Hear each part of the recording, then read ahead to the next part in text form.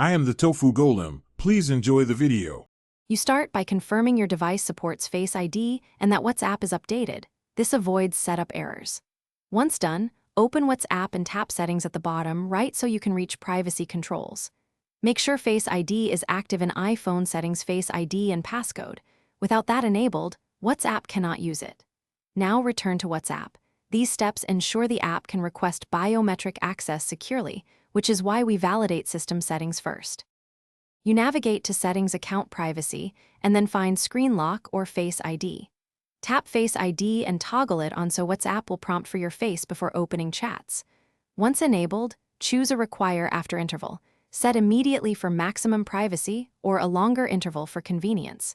Make sure to allow Face ID when iOS asks. WhatsApp needs permission. This step links the app's lock to the system biometric, so you control access without extra passwords. You finish by testing. Close WhatsApp fully and reopen to confirm Face ID prompts. If it doesn't, make sure Face ID is set up in iPhone settings and that WhatsApp has permission to use it. You may need to toggle the permission off and on. Once verified, adjust the Require after setting to your preference.